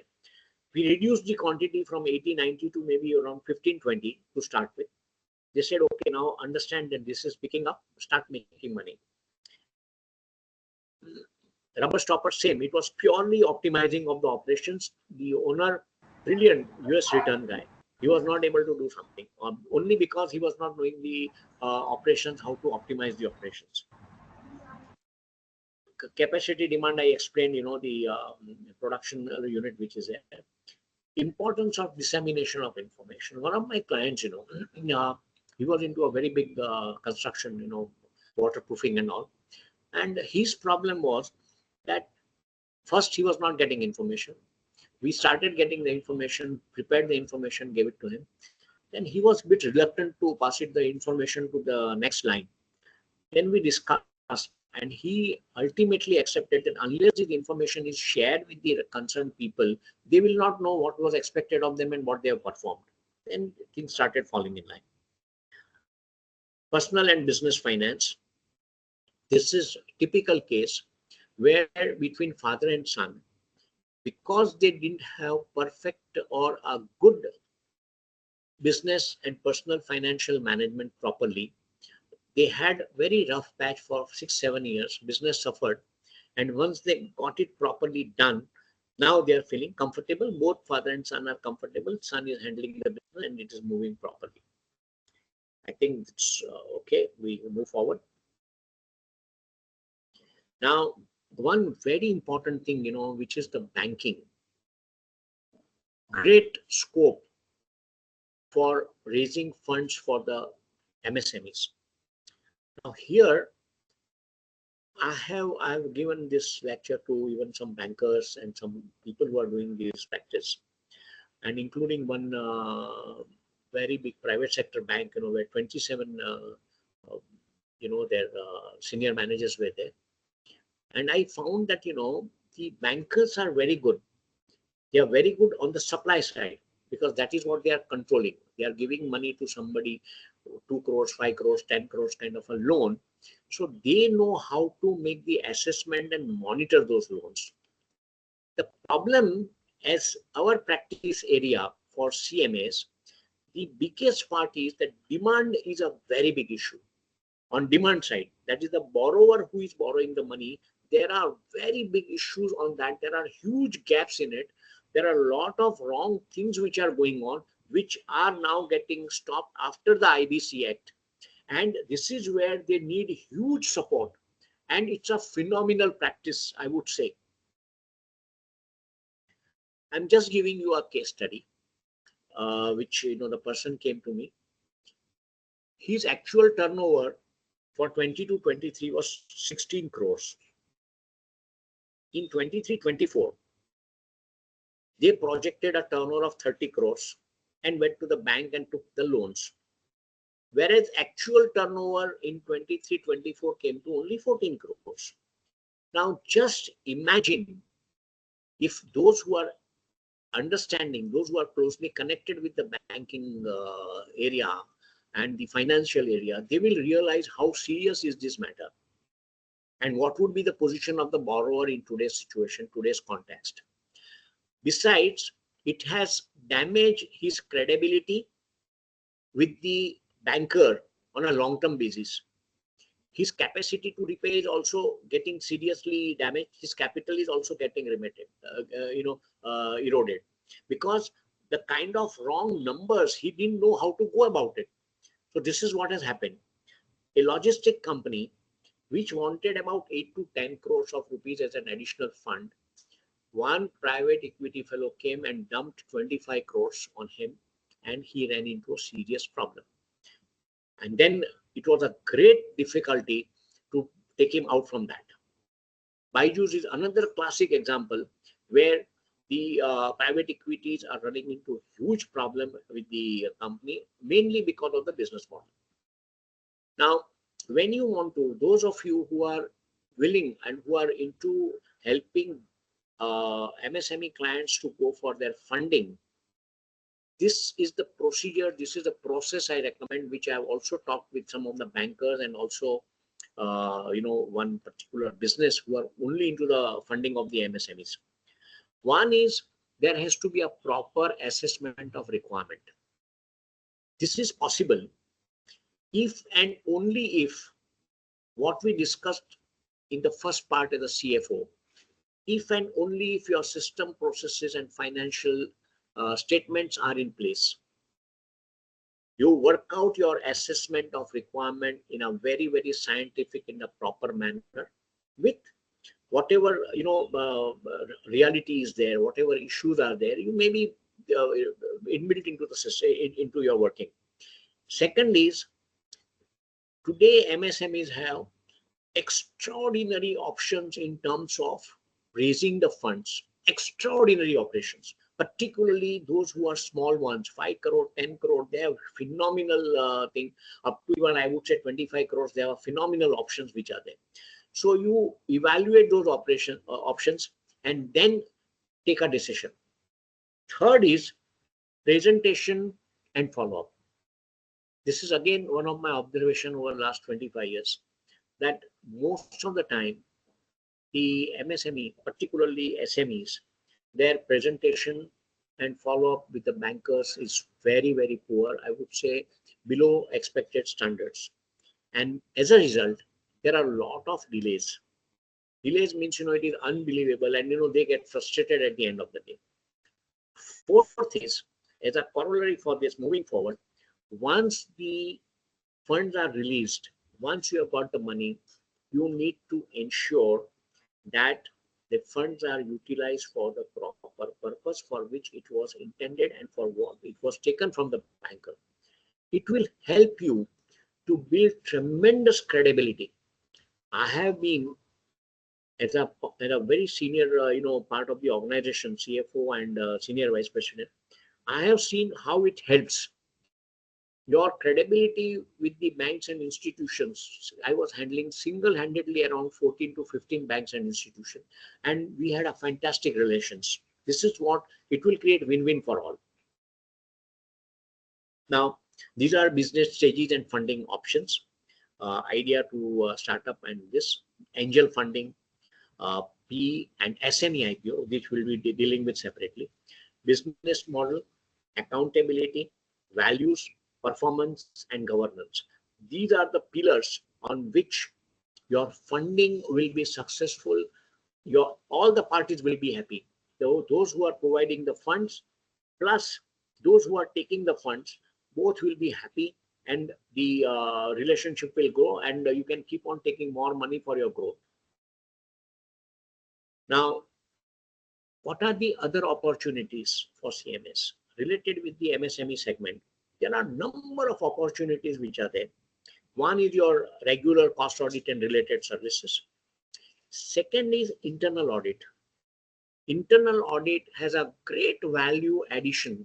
Everything what we discussed under CFO is something which they can add value as a internal auditor for their organization, and can see that they can get tremendous benefit out of it. It's a value addition. Today what is happening, to the best of my knowledge, internal audit is purely compliance. I should not get an adverse remark in my report. That is not the way to do it. Internal audit is a huge service, phenomenal service. It can add value for the management and also help the operating people. Third is funding from banks and NBFCs. IBC, this insolvency and bankruptcy code, there are huge opportunities. IP practitioners, who are qualified as insolvency practitioners, they can also offer a lot of work proposal because they need professionals. And particularly, even if you are not an IP certified, under the IBC code, you can help them in those areas. Angel, venture, and private equity. This is one area where again there are a lot of opportunities for the people to deliver.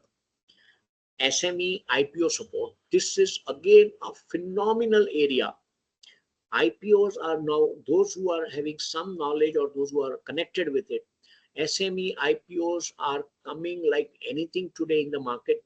There are again huge requirements, and it could be a long assignment, 2 year, 3 year assignment also if you work as their coordinator with the different agencies within the organization, outside the organization.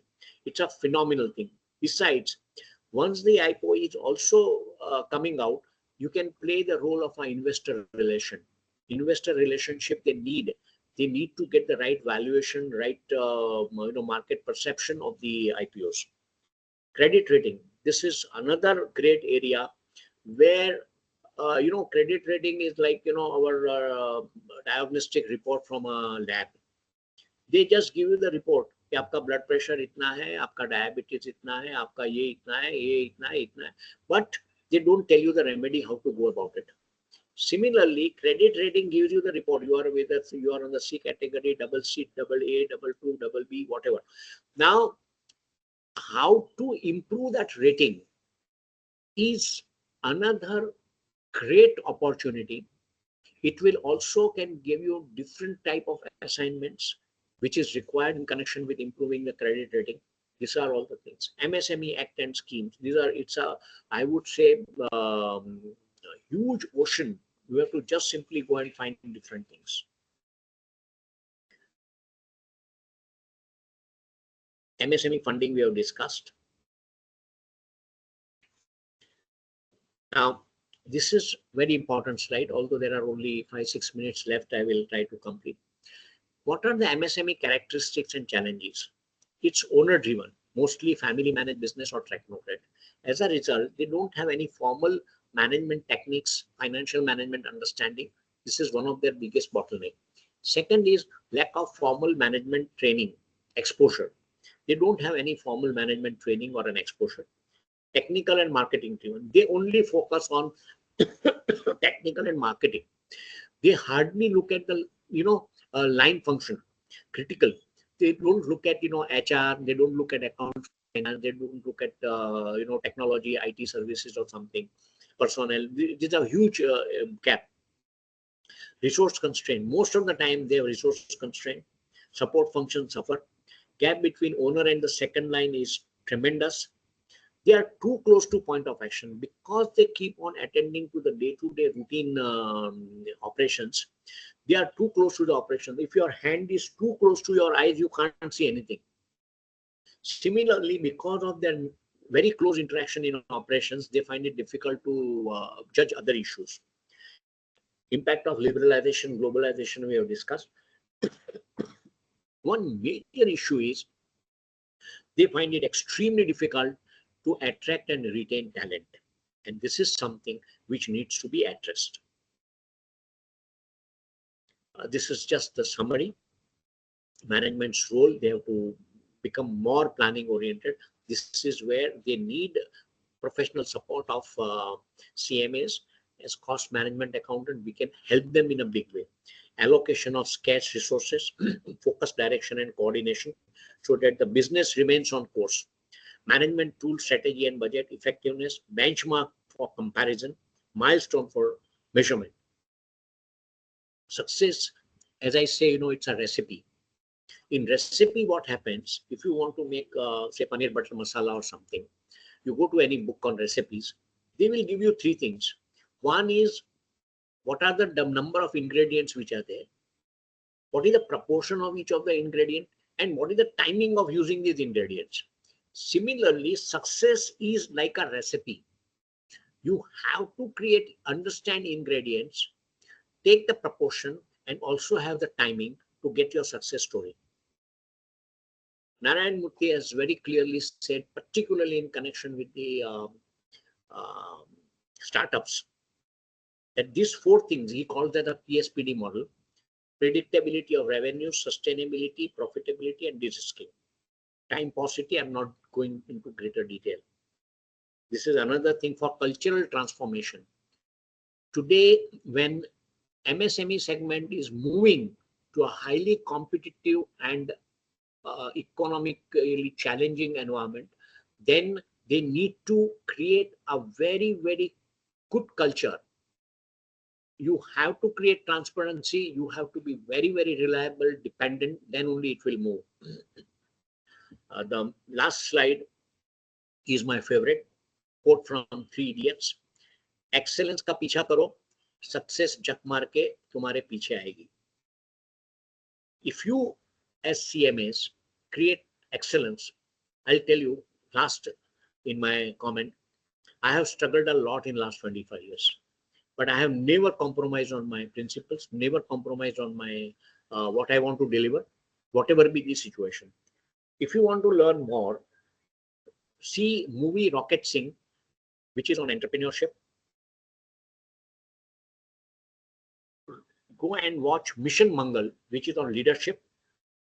And if you want to go and see Badmash Company, it will tell you what you should not do. Don't find shortcuts. Okay.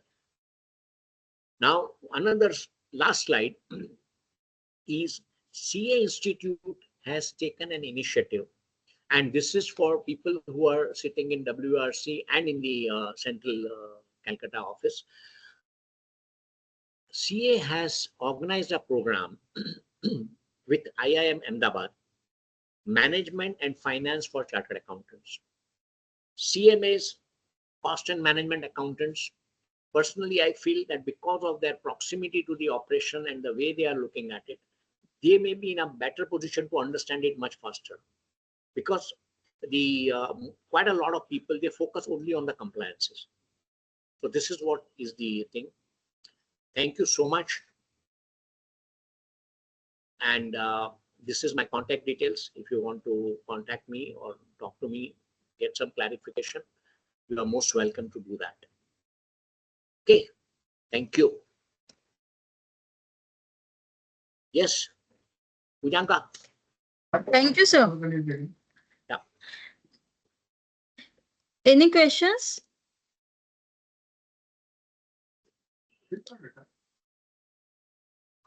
Anybody has any questions? So on the contract basis, you were there earlier also. Sir, we will wait for 5 minutes. Yes. Okay. Some questions there.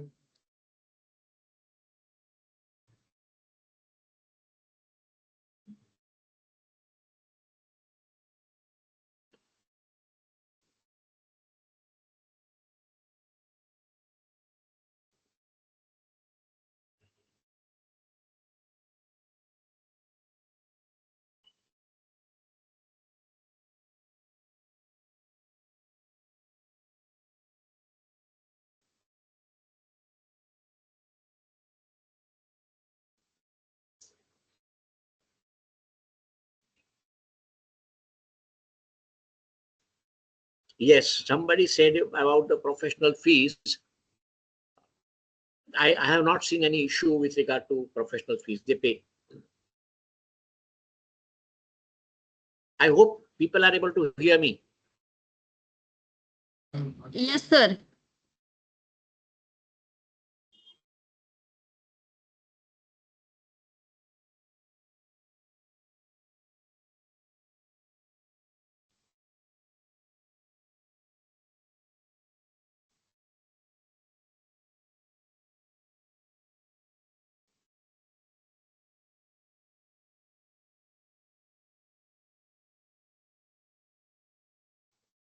The question was not complete.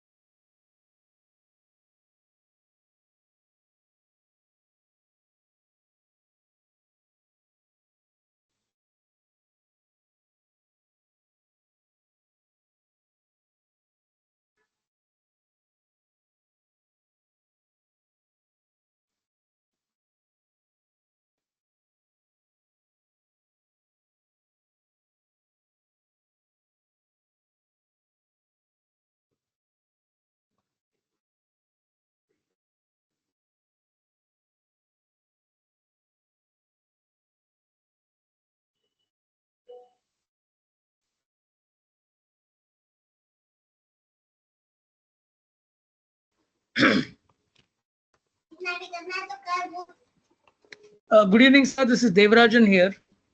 Yes, good evening. Sir, just wanted to know your thoughts about aligning cost accounting records from a strategic cost management perspective. See, normally what happens, even what I suggest to people, when it comes to auditing in normal accounts, auditing and filing returns is one part of thing. But from the MIS point of view, you should have a separate set of record and separate system. Trial balance is same. But thereafter, you try to see how, because for the management accounting, from the management perspective, when you want to do, it will be different from the normal, whether you're doing from a cost audit point of view or from the audit point of view. No, I am not at all looking at it from an audit point of view. I am looking at it from the point of Cost view management of, record. yeah, so that those records align with whatever you spoke about strategic cost management for the management. Because I've seen that at all times, whenever there's a talk about changing or what do you say, Rearranging reformatting the the cost account accounting date. records and all, the new one has just come out. MSMEs have been successfully kept out of these domains of maintaining cost accounting records. So I just The wanted to know reason your is, thought from your experience. How do cost accounting records help in strategic cost management perspective? see, my own, I have never gone through the cost accounting record as such, unless, except where, we had in a pharma company where cost accounting is compulsory. In pharma company, it is compulsory. But from the management perspective and from the financial management overall, we always used to maintain separate, even from the same trial balance, we will do it separately for the financial accounting auditing part of it for the annual report, and separately for the management decisions. Right, sir. Okay. Because it's very, very difficult. Statutory requirements are different, and management information system is different. Right, sir. Thank you. Yeah.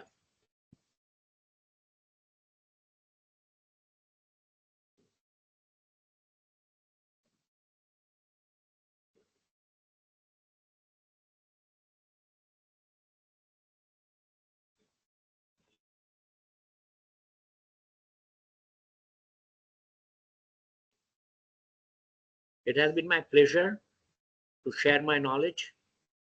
I'm working very hard on this particular area. I'm giving inputs to you people. I'll be, I'm really working on some different areas on this.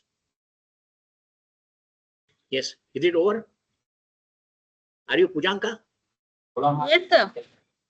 Yeah. Any other questions?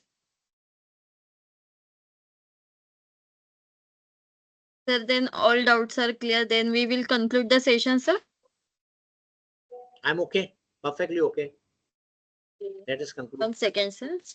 On behalf of Western India Regional Council, we extend our heartfelt gratitude to Chaitanya Shah, sir, for deliver the wonderful session on MSME. We look forward to your continuous supports in future activities of Institute, sir. Thank you, sir. My pleasure. Thank you, ma'am. Then To we the will. entire entire team of WIRC and Mr. Chaitanya in particular. I'll speak to him. I'll write to him and speak to him. Okay? Yes, sir. Thank you so much, sir. Thank you. Thank you. Then we will officially conclude this session, sir. Yeah, I'm just closing it. Okay. Yes, yes. Thank you, sir.